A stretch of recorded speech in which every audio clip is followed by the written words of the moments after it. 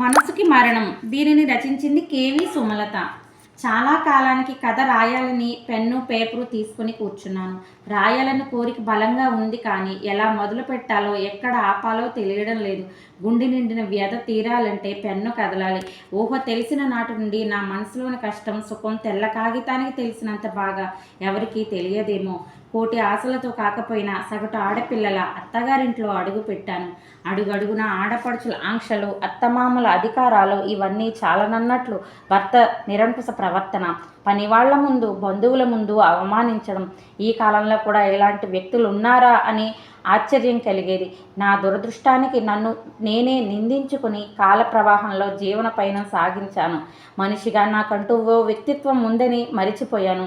నేను మంచి పని చేసినా మా ఆయన దృష్టిలో చెడ్డగానే కనిపిస్తుంది.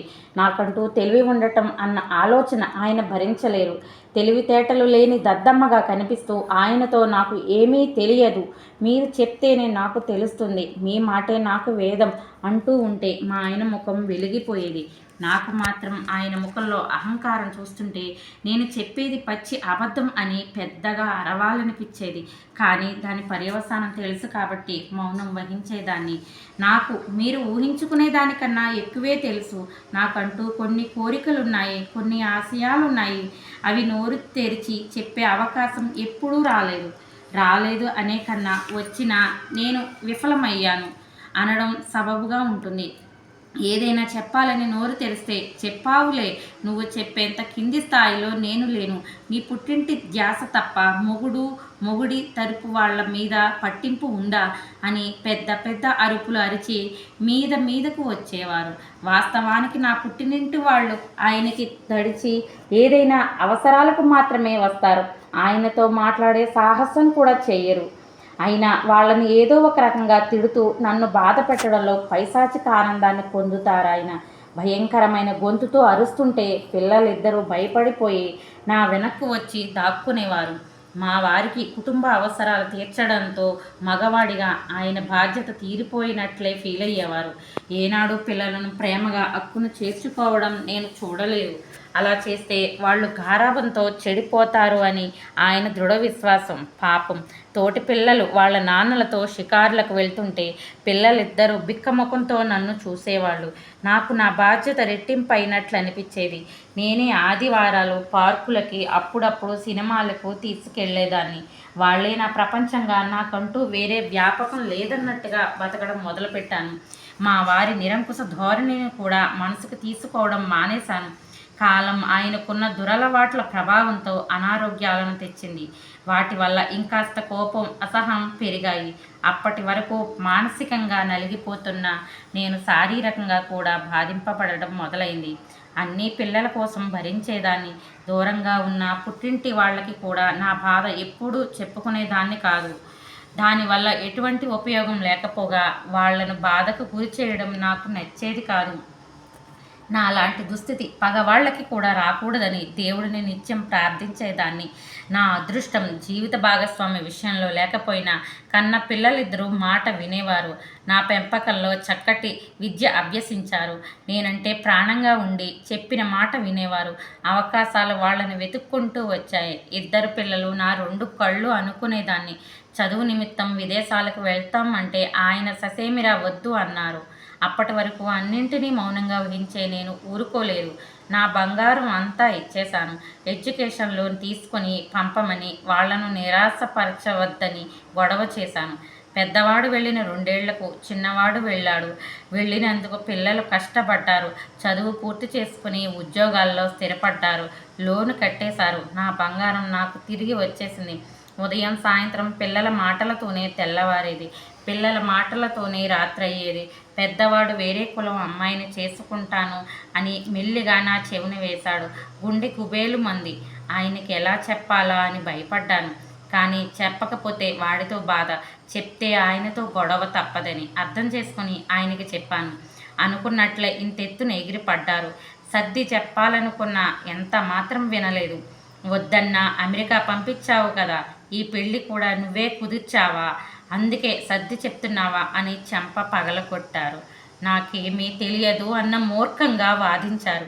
ఇవేమీ బాబుకి చెప్పకుండా అన్య కులస్తులను చేసుకోవడంలో సమస్యలు చెప్పడానికి ప్రయత్నించాను. వాడు చేసుకుంటే ఆ అమ్మాయినే చేసుకుంటాను, నువ్వు వద్దంటే ఇలాగే ఉండిపోతాను అన్నాడు.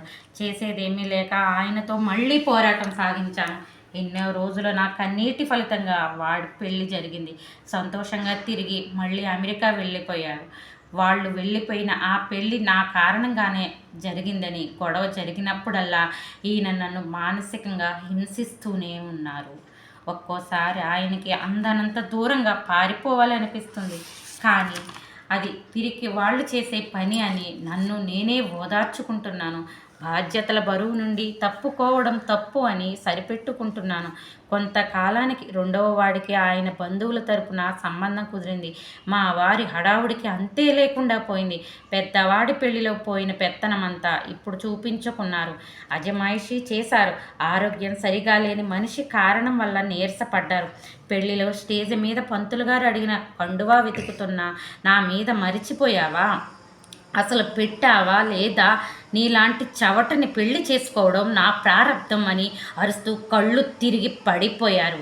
అప్పటికే బ్యాగు అడుగు నుంచి తీసిన కండువా నా చేతిలో ఉంది. పడిపోయిన ఆయనను అందరూ చుట్టుముట్టారు. నాకు అంతమంది జనం మధ్యలో నన్ను తిట్టిన తిట్లతో భరించలేని అవమానంగా అనిపించింది. కానీ ఆయన పడిపోవడంతో అవన్నీ పక్కన పెట్టి ఆయన్ని పట్టుకున్నాను. ఎవరో పంచదార నీళ్లు తెచ్చి నోట్లో పోయడం వల్ల కళ్ళు తెరిచారు. పెళ్ళి ఆపకుండా తాళి కట్టించమని చెప్పి మేము ఆయనని హాస్పిటల్కి తీసుకువెళ్ళాం. డాక్టర్ 2 రోజులు ఉంచమన్నారు. అటు ఆయన బాధ్యత, ఇటు పెళ్ళికి వచ్చిన బంధువుల బాధ్యత, పెళ్లి కూతురు తరపు మర్యాదలు చూసుకోవడం నాకు తలకు మించిన బరువయ్యింది. శారీరకంగా మానసికంగా నలిగిపోయాను. పిల్లలిద్దరికీ వారి వారి అత్తగారి కుటుంబాలకు మర్యాద లోపం లేకుండా చూసుకోవడం మీద ఉన్న శ్రద్ధ అమ్మ అలసట మీదకు మళ్ళలేదు. కొత్త మురిపిల్లో ఉన్నారు అని సరిపెట్టుకున్నాను. పిల్లలు కానీ పెళ్ళికి వచ్చిన ఆడపడుచులు కానీ నా మీద అలా అరవడం తప్పు అని ఆయనతో చెప్పలేదు. నా మానసిక పరిస్థితి గురించిన అక్కర ఎవరికీ లేదని తెలిసింది. అంటే దాని అర్థం ఎప్పుడూ అరిచేలాగానే ఆయన అరిచారు. ఎప్పుడు సర్దుకున్నట్లే అమ్మ సర్దుకుంది అని పిల్లలు పెద్దలు అనుకున్నారు. అది నన్ను చాలా కుంగతీసింది. ఎందుకో ఎప్పటిలా నార్మల్ అవ్వలేకపోయాను. పెళ్లి సెలవులు అయిపోయాయి. పిల్లలు వెళ్ళిపోయే రోజు వచ్చేసింది. మా ఇద్దరిని కూర్చోబెట్టి ముందుగా పెద్దవాడు, డాడ్, అమ్మ, మీరిద్దరు ఇలా గొడవ పడుతుంటే మేము అక్కడ స్థిమితంగా ఉండలేము, వర్క్ పైన కాన్సన్ట్రేషన్ చేయలేము, వర్క్ ప్రెజర్ ఎక్కువ ఉంటుంది, కాబట్టి మీరిద్దరు గొడవ పడుతుంటే మేము తీరిగ్గా కూర్చొని సర్ది చెప్పడం కూడా కష్టమే, అర్థం చేసుకోండి అన్నాడు. నాకు కరెంట్ షాక్ తగిలినట్టు అయింది. నోరు తెరిచి వాడినే చూస్తున్నాను. అంతలో చిన్నవాడు, నిజమే అమ్మా, మీరిద్దరూ మీకు నచ్చనిది ఉంటే మాట్లాడకుండా సైలెంట్గా అవ్వండి, నచ్చితే మాట్లాడుకోండి, లేకపోతే మానేయండి, కొంతకాలం వేరువేరుగా ఉంటాము అంటే మేము ఏర్పాటు చేస్తాము అన్నాడు. నాకు నోటి వెంట మాట రాలేదు, కళ్ళల్లో నీళ్లు కూడా రాలేదు. నా పిల్లలేనా వీళ్ళు? వీళ్ళ కోసమేనా నేను ఇంతకాలం కష్టాలు పడింది? నేను గొడవ పడతావా, నువ్వే ఎదురు తిరగకుండా ఆయనకి అరుపులు అలవాటు చేశావు అనేవాళ్ళు కదా అని మరిచిపోయారా? లేక డాడీకి అనారోగ్యం ఉంది కాబట్టి అమ్మతో కలిసి చెప్తే సరిపోతుంది అనుకున్నారా?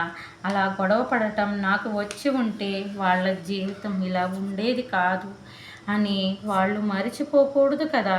సంఘటన జరిగినప్పుడు నా తరపు ఎవరు మాట్లాడలేదు అంటే ఆయన ఆరోగ్య సమస్య వల్ల అని సర్ది పెట్టుకున్నాను. తరువాత అయినా ఆయనతో అమ్మని అలా అందరి ముందు అవమానించడం తప్పు అని చెప్పలేదు అంటే పెళ్ళి సరదాలతో ఉన్నారు అని మనసుకు సర్ది చెప్పుకున్నాను. పిల్లలు ఫోన్ చేసినప్పుడు అప్పుడప్పుడు నా బాధను చెప్పుకునేదాన్ని. అలాంటివి చెప్పి మమ్మల్ని విసిగించద్దు అని నాకు పరోక్షంగా చెప్పినట్లుగా కూడా అనిపించింది. అంటే వీళ్ళ కోసం ఇన్నాళ్ళు నేను నా మనసు చంపుకుని బతుక్కి అర్థం లేదు అని స్పష్టమైంది. ఇక నాకు వాళ్ళు మాట్లాడిన మిగిలిన అప్పగింతలు వినాలనిపించలేదు.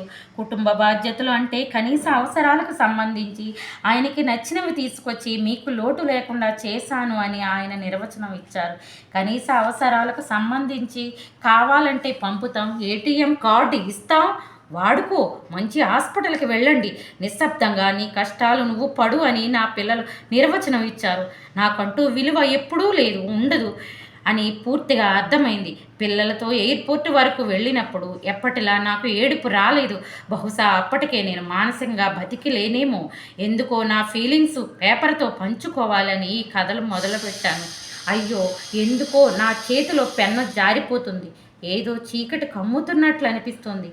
రాయలేకపోతున్నా. ఇక నాకు ఈ బాధ నుండి విముక్తి వచ్చేస్తుందా? అంతేనా? ఎప్పుడో ఏదో ఏడుపులా వినిపిస్తుంది. నా చేతి మీద ఏవో నీటి చుక్కలు పడుతున్నట్లు అనిపిస్తుంది. ఏమిటిది? నా కళ్ళు తెరవడానికి కష్టం అనిపిస్తుంది. శాంతి, లేచావా? దేవుడు కరుణించాడు. స్వామి, నా తప్పులు సరిదిద్దుకునే అవకాశం ఇవ్వు అన్న మాటలు వినిపిస్తున్నాయి. నా గొంతు మా ఆయనది. ఇదేమిటి ఇలా మాట్లాడుతున్నారు అని బలవంతంగా కళ్ళు తెరిచాను. మా వారు నా పక్కన కూర్చొని ఉన్నారు. ఏడుస్తూ ఏదేదో మాట్లాడుతున్నారు. నాకు అది కొత్తగా వింతగా అనిపించింది. శాంతి, నన్ను క్షమిస్తావా? ఇదేమిటి? మీరు నన్ను మాటలు మింగేశాను. మంచినీళ్ళ కోసం చాలాసేపు పిలిచాను. నువ్వు పలకలేదు. లేచి వచ్చేసరికి నువ్వు హాల్లో సోఫా మీద పడిపోయి ఉన్నావు. నిద్రపోతున్నావేమో అనుకొని తట్టి లేపా. స్పృహ లేదు. నీళ్లు చల్లినా చలనం లేదు. చాలా కంగారు పడ్డాను. ఈలోగా నువ్వు రాసుకున్న పేపర్ని నీ పక్కన ఉండడంతో చదివి, ఇన్నాళ్ళు నేను నీ వల్ల ప్రవర్తించిన తీరు, నువ్వు అనుభవించిన బాధ అన్నీ అర్థమయ్యాయి. ఇంతకాలం ఎంత మూర్ఖంగా ఉన్నాను నేను. నా కళ్ళకు కప్పిన పొరలు తొలగినట్లు అనిపించింది. నువ్వు నాకు దూరం అయిపోయావు అనిపించింది. నా తప్పులు నేను సరిదిద్దుకొని ఎలా అని దిక్కు తోచలేదు. ఎప్పుడూ దేవుడిని తలవని నేను నీ కోసం ఆయనని ప్రార్థించాను. నన్ను క్షమించగలవా శాంతి? కొంతంత దుఃఖంతో నిండి ఉంది. ఆయనని ఏడవద్దు అని వారించాను. నిజంగానే ఆయన తన తప్పును తెలుసుకున్నారా? ఇన్నాళ్లకు ఈ జీవిత చర్మాంకంలో మనసుకు ఏదో తెలియని ఊరట. కళ్ళు మూతలు పడుతుంటే నిద్రలోకి జారుకున్నాను. నమఃశివాయ.